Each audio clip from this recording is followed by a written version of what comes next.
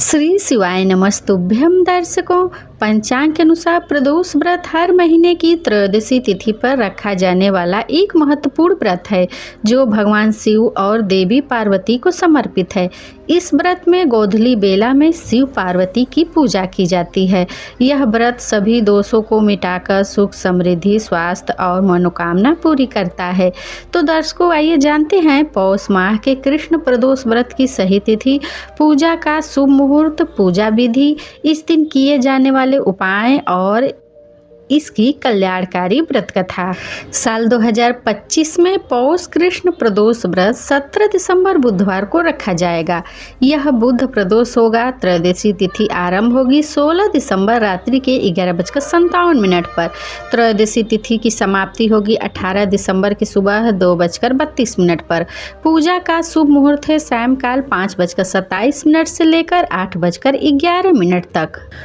प्रदोष व्रत के दिन प्रातःकाल स्नान के बाद व्रत का संकल्प कर उपवास करें। प्रदोष काल में पुनः स्वच्छ होकर शुभ मुहूर्त में भगवान शिव और माता पार्वती की विधिवत पूजा करें।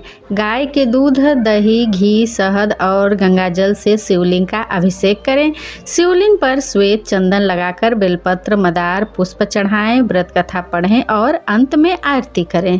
पौष प्रदोष महा उपाय। पौष प्रदोष के दिन शिव पार्वती की विशेष पूजा कर उनका जलाभिषेक करें और उन्हें बेलपत्र अर्पित करें। प्रदोष काल में शिवलिंग का दूध, दही, शहद अर्पित करना शुभ होता है। पौष प्रदोष में शिवलिंग पर बेलपत्र और समीपत्र चढ़ाते समय ओम नमः शिवाय मंत्र का जाप करें। बुध प्रदोष के दिन रुद्राष्टकम स्रोत का पाठ करना लाभकारी होता है। प्रदोष व्रत यदि बुधवार के दिन पड़े तो उसे बुध प्रदोष व्रत कहते हैं। बुध ग्रह बुद्धि, वाणी, व्यापार और विवेक का कारण है। इस दिन व्रत और शिव पूजन करने से मानसिक शांति, निर्णय शक्ति, परिवार में प्रेम और रोगों से मुक्ति मिलती है। बुध प्रदोष व्रत करने वाले व्यक्ति के जीवन से कलह, संदेह और मानसिक स्थिरता भी समाप्त होती है। कलयुग में जब धर्म दुर्बल होता जा रहा है, अधर्म और मोह से जीवन ग्रसित होता जा रहा है, ऐसे समय में कथा श्रवण से ही सबसे सहज साधना बन जाती है। कई श्रद्धालुओं के जीवन में इस व्रत और कथा से चमत्कारिक परिवर्तन भी हुए हैं। जहां असाध्य रोग थे वहां स्वास्थ्य आया, जहां विघ्न थे वहां सफलता आई, जहां मन में शंका थी वहां अब श्रद्धा और विश्वास है। इसलिए प्रिय श्रोताओं, अब हम आप सभी अपने मन को शांत करें, मन में श्रद्धा का दीप जलाएं, भगवान शिव, माँ पार्वती और नंदी बाबा का ध्यान करें और सुनिए आज की यह शुभ बुध प्रदोष व्रत कथा। यह कथा आपको धर्म, सुख और मोक्ष तीनों ही दे सकती है। तो सभी प्रेम से बोलिए हर हर महादेव। ओम नमो पार्वती पते, हर हर महादेव। और कथा आरंभ करने से पहले उस दुर्लभ संवाद को सुनिए जो आदि और अंत के स्वामी देवाधिदेव महादेव और जगत जननी माँ पार्वती के बीच हुआ था। यह संवाद केवल एक कहानी नहीं अपितु कर्म, करुणा और सृष्टि के उस अटल विधान का रहस्य उद्घाटन है जिसे समझकर मनुष्य जीवन के हर दुख और सुख का वास्तविक मर्म जान सकता है। एक समय की बात है जब भगवान शिव और माता पार्वती सृष्टि के कल्याण हेतु पृथ्वी पर भ्रमण कर रहे थे। वह ऊंचे पर्वत, कल कल करती नदियों और घने वनों से गुजर रहे थे। अपने इस भ्रमण के दौरान वे एक ऐसे निर्जन वन में पहुँचे जहाँ पेड़ों की सघनता के कारण सूर्य का प्रकाश भी धरती तक पहुँचने में संघर्ष कर रहा था। वहाँ एक विशाल शिला के नीचे एक छोटा सा असहाय कीड़ा धूल और कांटों में लिपटा हुआ असहनीय दर्द से तड़प रहा था। उसे देखकर जिनका हृदय भी करुणा से सागर है, उन माँ पार्वती का हृदय द्रवित हो उठा।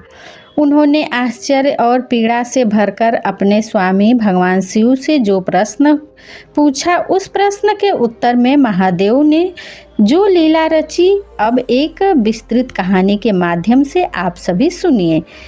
एक बार की बात है, भगवान शंकर और माता पार्वती जी ने कैलाश से अपने धवल शांत निवास को त्याग कर संसार की लीला को अपनी आँखों से देखने के लिए एक पद यात्रा का निश्चय किया।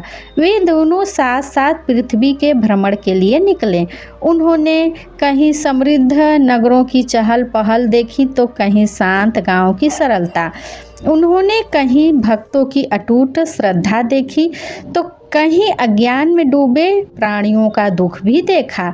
संसार के अनेक स्थानों पर घूमने के बाद जब वे मध्य भारत के एक घने प्राचीन वन से गुजरे तो यात्रा की थकान और पृथ्वी की प्राणियों की पीड़ा को देखकर देवी पार्वती जी कुछ शिथिल हो गईं। उन्होंने भगवान शिव से कहा, हे स्वामी, अब कुछ दूर और चलना संभव नहीं हो पा रहा है।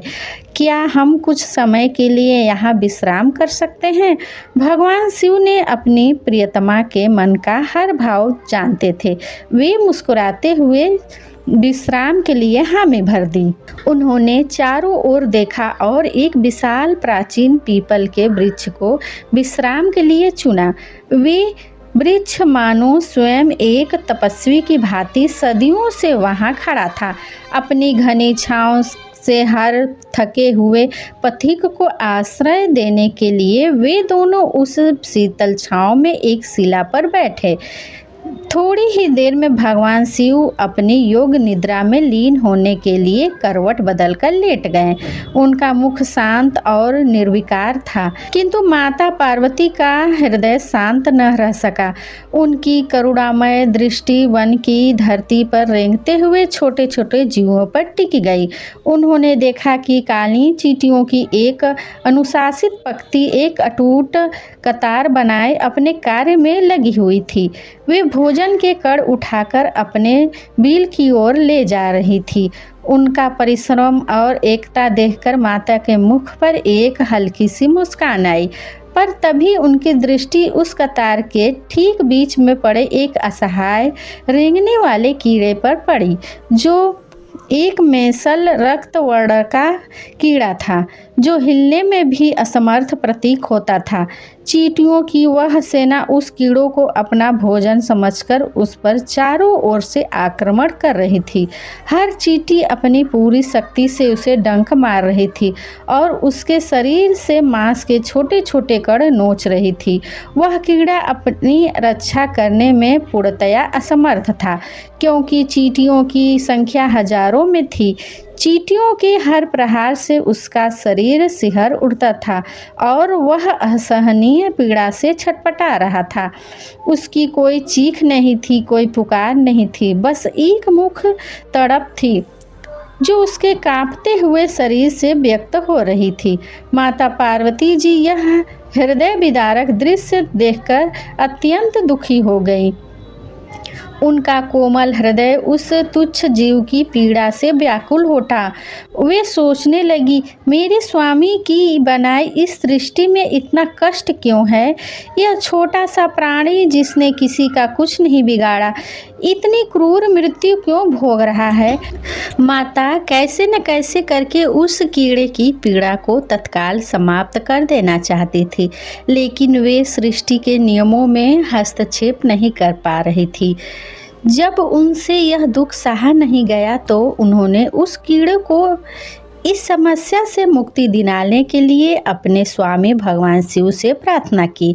उन्होंने धीरे से महादेव को स्पर्श करते हुए कहा, हे नाथ, अपनी आंखें खोलिए और देखिए यह कैसा अनर्थ हो रहा है। भगवान शिव ने धीरे से अपनी आंखें खोली, उस दिशा में देखा जहां पार्वती जी संकेत कर रही थी। उन्होंने उस पीड़ा में तड़पते हुए कीड़े को देखा और फिर शांत भाव से अपनी दृष्टि पार्वती पर केंद्रित कर ली। उन्होंने देवी को समझाया, हे गौरी, तुम इस दृश्य पर अपना ध्यान मत दो। जिसे तुम पीड़ा समझ रही हो वह इस जीव के लिए केवल उसके कर्मों का फल है। यह अपने पूर्व जन्मों के ऋण चुका रहा है।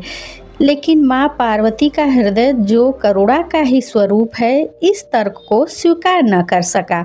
उन्होंने कहा, स्वामी, कर्म का विधान सत्य होगा। किंतु क्या करुणा का धर्म उससे बढ़कर नहीं है? हम यहाँ बैठे हैं और हमारी आंखों के सामने एक जीव इतनी क्रूरता से मारा जा रहा है। यह देखकर मेरा मन व्याकुल है। उन्होंने फिर से भगवान शिव से उस कीड़े की पीड़ा को मिटाने के लिए लगातार प्रार्थना की। भगवान शिव उन्हें बार बार यही समझाते रहे, देवी इस पर ध्यान मत दो, क्योंकि यह तो अपने कर्मों का फल भोग रहा है। सभी को एक ना एक दिन किसी न किसी रूप में अपने कर्मों का फल भोगना ही पड़ता है। यही सृष्टि का अटल नियम है। यदि मैं आज इसके कष्ट को हर लूँगा तो यह अपने कर्मों के बंधन से मुक्त कैसे होगा, यह सीख कैसे पाएगा?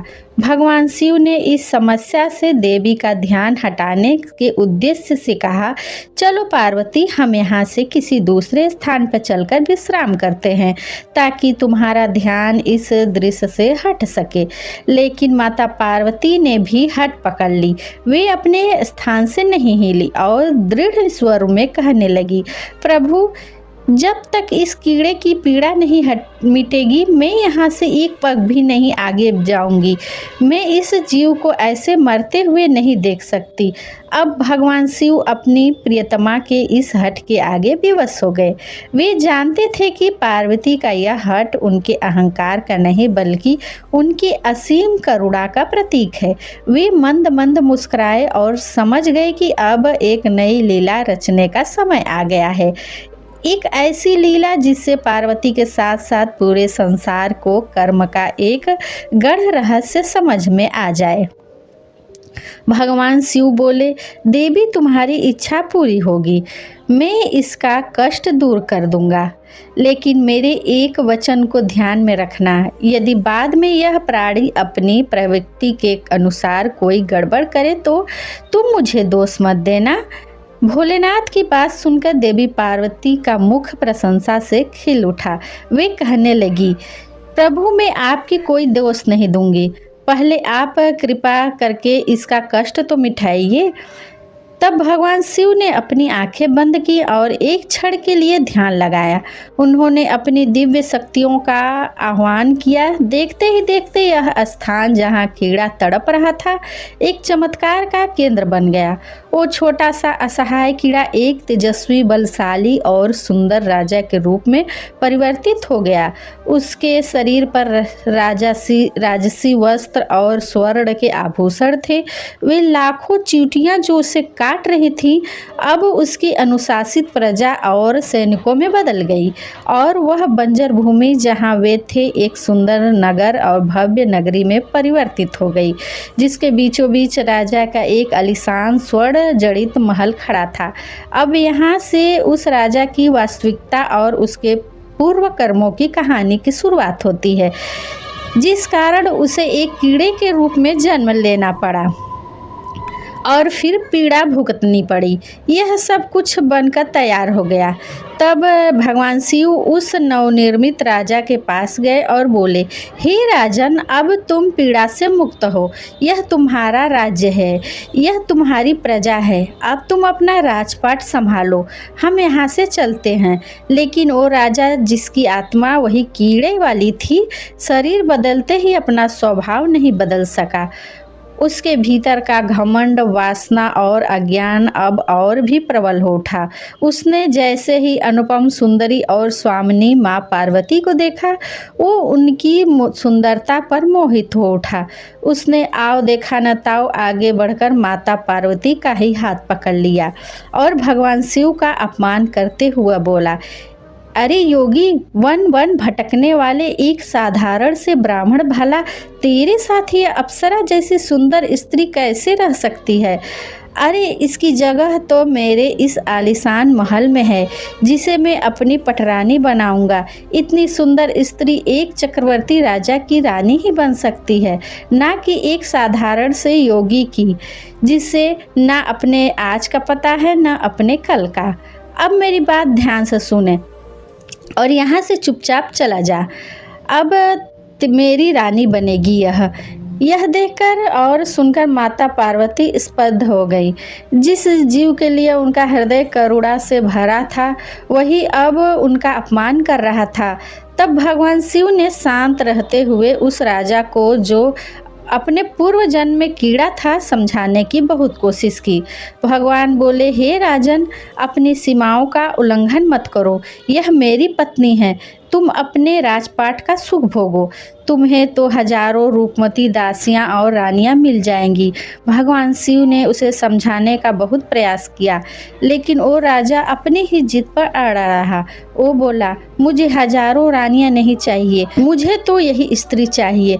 तब भगवान शिव ने एक गहरी सांस ली और पार्वती की ओर देखते हुए कहा, ठीक है राजा, जैसी तुम्हारी इच्छा, तुम इसे अपनी रानी बना लो, मैं चलता हूँ। भगवान की यह बात सुनते ही माता पार्वती के पैरों तले जमीन खिसक गई। वे भगवान शिव के चरणों में गिर गई और रोते हुए बोली, स्वामी, आप यह क्या कर रहे हैं? आप मुझे इस दुष्ट की दुविधा में छोड़कर अकेले नहीं जा सकते हैं। तब भगवान शिव ने उन्हें उठाते हुए कहा, देवी, मैंने तो तुमसे पहले ही कहा था, मैं इसका कष्ट मिटा दूंगा, लेकिन बाद में अगर यह कुछ गड़बड़ करता है तो तुम इसका दोष मत देना। तुमने ही इसकी पीड़ा को हरने के लिए हठ किया था। अब माता पार्वती की आंखें खुल चुकी थी। वे हाथ जोड़कर बोली, हे नाथ, मुझे क्षमा कीजिए। मैं अपनी करुणा के प्रवाह में बहकर कर्म के अटल सिद्धांत को नहीं पहचान सकी, लेकिन अब मैं समझ गई हूँ कि यह घमंडी और चरित्रहीन मानव अपने पिछले जन्म के कर्मों का ही फल भोग रहा था। इसके कर्म इतने दूषित थे कि दिव्य वरदान पाकर भी इसकी वृत्ति नहीं बदली।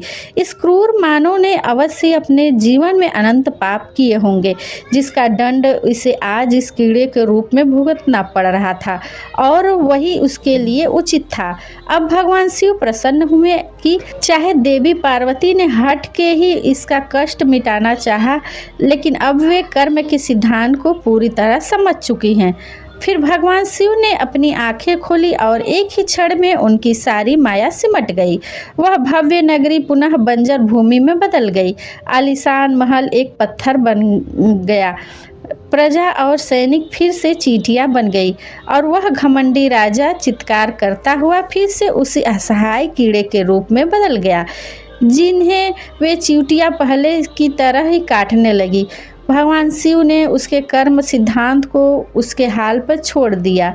अब माता पार्वती जी पूर्ण रूप से संतुष्ट और प्रसन्न होकर भगवान शिव के साथ अपने भ्रमण पर पुनः निकल पड़ी। उनके मन में अब कोई संशय नहीं था। वे जान चुकी थी कि सच्ची करुणा किसी को उसके कर्म फल से बचाने में नहीं, बल्कि उसे धर्म के मार्ग पर चलने की प्रेरणा देने में है।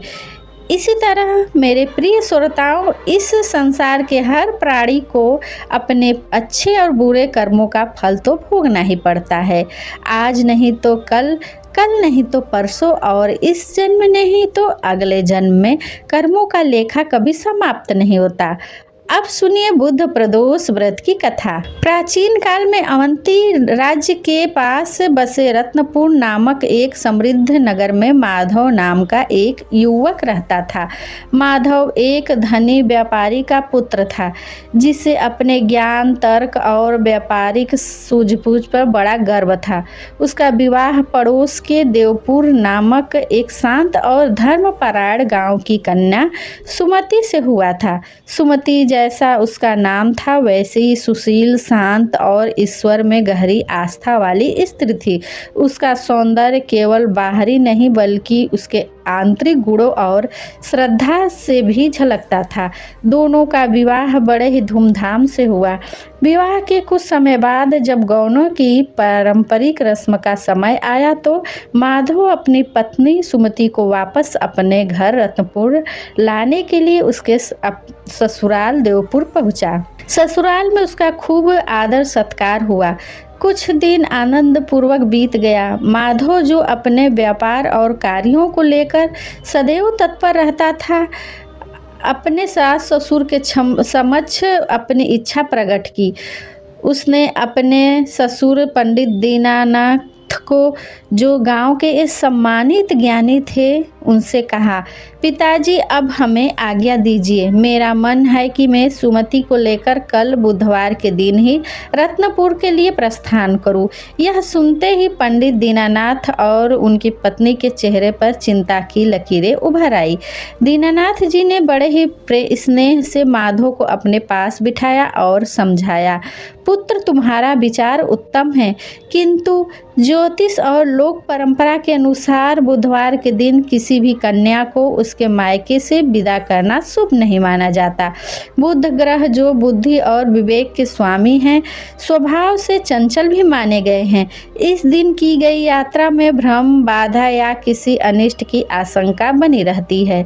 यह केवल अंधविश्वास नहीं बल्कि हमारे पूर्वजों का अनुभव और शास्त्रों का संकेत है। तुम एक दिन और रुक जाओ, हम शुक्रवार के शुभ दिन सुमति को तुम्हारे साथ विदा कर देंगे। माधव के चेहरे पर एक हल्की सी उपहास भरी मुस्कान आ गई। वह अपने ससुर की बातों को पुरानी और तर्कहीन मान्यताएं समझ रहा था। उसने हाथ जोड़कर किंतु दृढ़ स्वर में कहा, पिताजी मैं आपकी भावनाओं का सम्मान करता हूँ, लेकिन मैं इन बातों में विश्वास नहीं करता। ईश्वर ने हर दिन को एक समान बनाया है। मेरे व्यापार के सारे कार्य इसी योजना के अनुसार तय और मैं केवल एक ही दिन मान्यता के लिए अपने कार्यों में विलंब नहीं कर सकता। आप चिंता न करें, हम पर ईश्वर की कृपा है, कुछ भी अशुभ नहीं होगा। सुमति की मां ने भी अपनी बेटी के सुखी जीवन का वास्ता देते हुए कहा, बेटा हम बूढ़े लोगों की बात मान लो। मन में एक अनजानी सी आशंका हो रही है, किंतु माधव अपने निर्णय पर अडिग रहा। उसका तर्कवादी मन किसी भी ऐसी परंपरा को मानने के लिए तैयार नहीं था जिसका कोई वैज्ञानिक प्रमाण ना हो। सुमति दुविधा में थी, एक ओर पति की आज्ञा थी, दूसरी ओर माता पिता की चिंता और वर्षों की आस्था।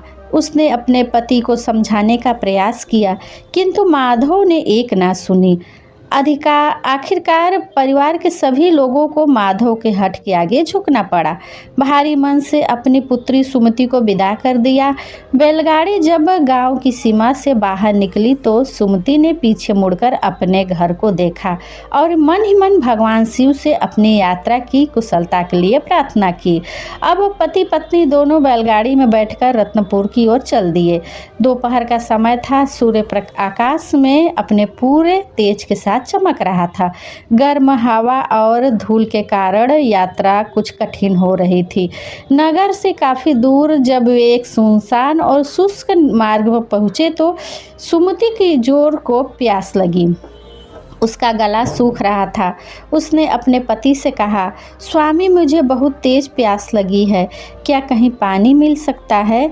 माधव ने चारों ओर देखा। कुछ दूरी पर उसे पेड़ों का एक झुरमुट दिखाई दिया। उसने अनुमान लगाया, यहाँ अवश्य कोई कुआं या सरोवर होगा।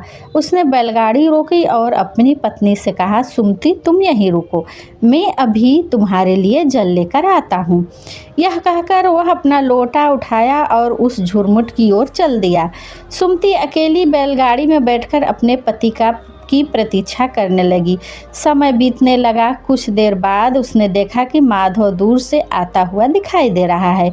उसके हाथ में जल से भरा लोटा चमक रहा था, किंतु सुमति को बहुत अजीब लगा। माधव जिस दिशा से गया था वह उस दिशा से नहीं बल्कि किसी और दिशा से आ रहा था। उसने सोचा शायद उन्हें कोई और निकट का जल स्रोत मिल गया होगा। वह पुरुष जो हूबहू माधव जैसा दिख रहा था मुस्कुराता हुआ उसके पास आया और स्नेह से बोला, प्रिय देखो मैं तुम्हारे लिए कितना शीतल जल लाया हूँ। मार्ग की गर्मी ने तुम्हें थका दिया होगा। उसने लोटे से सुमति को पानी पिलाया।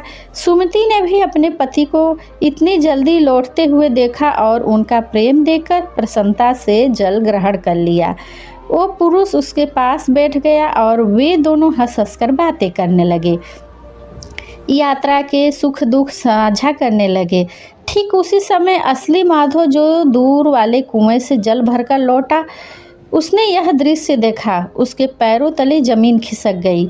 उसने देखा कि उसकी पत्नी सुमति किसी पराये पुरुष के हाथ से पानी पी रही है और उसके साथ ऐसी बातें कर रही हैं जैसे वह उसका पति हो।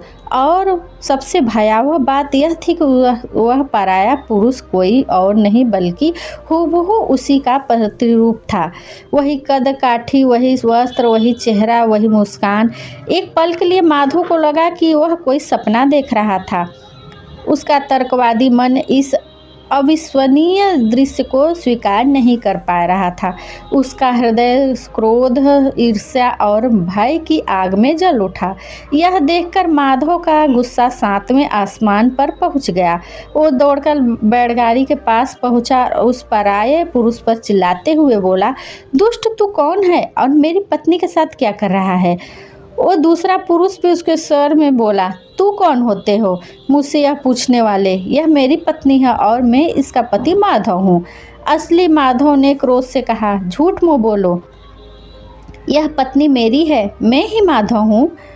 वह पराया पुरुष हंसकर मुस्कुराते हुए कहता है, नहीं, यह तो मेरी पत्नी है, मैं इसे इसके मायके से विदा करके ला रहा हूँ।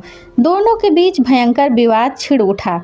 दोनों एक दूसरे पर आरोप प्रत्यारोप करने लगे। उनकी ऊंची आवाज़ें सुनकर आसपास के खेतों में काम कर रहे लोग, कुछ लोग और अन्य राहगीर वहां इकट्ठे हो गए। वे भी दो एक जैसे दिखने वाले पुरुषों को एक ही स्त्री के लिए लड़ते देखकर हैरान थे। वे समझ नहीं पा रहे थे कि सत्य क्या है। भीड़ बढ़ती गई और झगड़ा भी। इतने में ही पास के नगर के एक सिपाही वहां से आ पहुंचा। सिपाही ने भीड़ को शांत किया और मामले को समझने का प्रयास न किया। और जब उसने दोनों पुरुषों को देखा तो एक दूसरे की सटीक प्रतिकृति थे, वे भी चकरा गया। उसने सुमति से पूछा, देवी आप ही बताइए, भयभीत ना हो और सच सच बताएं कि यह दोनों में से आपका असली पति कौन है। अब सुमति एक भयानक धर्म संकट में फंस गई। वह अपनी कांपती हुई नजरों से कभी एक पुरुष को देखती तो कभी दूसरे को। दोनों ही उसके पति माधव थे। दोनों की आंखों में वही प्रेम था, अधिकार का भाव था। वो दोनों के बीच कोई अंतर नहीं कर पा रही थी। उसकी बुद्धि ने काम करना बंद कर दिया था। वह फूट फूट कर रोने लगी और कांपते हुए बोली, मैं नहीं जानती, मैं अपने पति को नहीं पहचान पा रही हूँ। यह सुनते ही असली माधव का संसार उजड़ गया। जिस पत्नी के लिए वह अपने परिवार से लड़कर आया था, आज वही उसे पहचानने से इनकार कर रही थी। उसका सारा तर्क, सारा अहंकार, सारा ज्ञान धरा का धरा रह गया। उसे लगा कि वह पागल हो जाएगा। भीड़ उस पर हंस रही थी। सिपाही उसे संदेह की दृष्टि से देख रहा था और उसकी पत्नी उसे पहचान नहीं रही थी। तभी निराशा और पीड़ा के उस चरम क्षण में उसके हृदय में अपने ससुर पंडित दीनानाथ के शब्द गूंजे, बुधवार के दिन कन्या को विदा करना शुभ नहीं होता, बाधा आ सकती है। उसे तुरंत अपनी भूल का एहसास हुआ। उसे समझ आया कि यह कोई साधारण संकट नहीं बल्कि उसके हठ और अपने बड़ों की बात न मानने का ही परिणाम है। यह किसी देवीय माया का खेल है। उसका सारा अहंकार चूर हो गया। उसने दोनों आंखें बंद की, हाथ जोड़े और मन ही मन भगवान शंकर से प्रार्थना करने लगा। वो रोते रोते पुकारने लगा, हे प्रभु, हे महादेव, हे त्रिलोकनाथ, हमारी रक्षा कीजिए। मुझसे बहुत बड़ी भूल हो गई है जो मैंने अपने सास ससुर की धर्म संगत बात नहीं मानी और हट करके बुधवार के दिन अपनी पत्नी को विदा करके ले आया। हे भोलेनाथ, मैं अज्ञानी हूँ। मैंने अपने ज्ञान के अहंकार में परंपरा का अपमान किया। मुझे क्षमा कर दीजिए प्रभु। आज के बाद मैं भविष्य में कभी कोई गलती नहीं करूँगा। कृपया करके मुझे इस मायाजाल से बाहर निकालिए।